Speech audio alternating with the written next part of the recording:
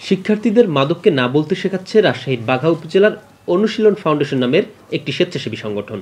এই সংগঠনের সদস্যরা উপজেলার বিভিন্ন শিক্ষা প্রতিষ্ঠানে গিয়ে শিক্ষার্থীদের মাঝে মাদক বিরোধী চেতনা গড়ে তোলার জন্য করছে শোভাযাত্রা ও কর্মশালা। এলাকায় মাদকের ছড়াছড়ি দেখে বিবেকের তাড়নায় এই সংগঠনটি গড়ে তোলা হয়েছে বলে জানালেন সংগঠনটির পরিচালক। বিভিন্ন শিক্ষা প্রতিষ্ঠানে আমি মাদক বিরোধী সেমিনার করি এবং প্রতিটি শিক্ষা প্রতিষ্ঠানে একটি মাদক বিরোধী কমিটি গঠন করি, তাদের মনিটরিং করি এবং তাদের এলাকায় যদি কোনো মাদক বিরোধী কার্যক্রম দেখে তাহলে তারা আমাকে অবহিত করে, আমি প্রশাসনকে অবহিত করে প্রয়োজনীয় ব্যবস্থা নিই। সম্প্রতি কর্মশালা ও শোভাযাত্রার আয়োজন করা হয়েছিল বাঘা উপজেলার Bausa technical college and vocational institute মাঠে।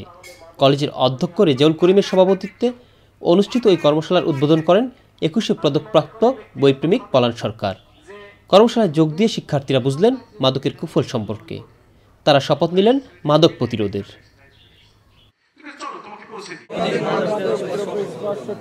এই সমাজকে মাদক মুক্ত করার জন্য নিশা জাতীয় কোনো কিছু করব না বা এরকম করাকে থেকে বাধা দেব বা আমরা সেই জিনিসটা করব না এবং এই জিনিসটাকে অনেক সচল করে রাখবো। এই সেমিনার থেকে আমরা এটা শিখছি এবং আমরা যে জায়গাতে নেশাগ্রস্ত হয় সব ছেলেপেলেকে ভালো করার চেষ্টা করব। অনুশীলন ফাউন্ডেশনের পরিচালক এবং সদস্য সকলকে আমি ধন্যবাদ জ্ঞাপন করছি এবং তাদের সহযোগিতায় সবাই এগিয়ে আসলে আমাদের সমাজ মাদকমুক্ত হবে বলে আমি আশা করছি। মাদককে না বলার জন্য স্বেচ্ছাসেবী সংগঠন অনুশীলন ফাউন্ডেশন হতে পারে সারা দেশের জন্য উদাহরণ। সমাজকে মাদকের ভয়ঙ্কর গ্রাস থেকে বাঁচাতে মিলনের মতো আরও কিছু প্রাণ এগিয়ে এলে হয়তো একদিন মাদকমুক্ত হবে আমাদের এই দেশ।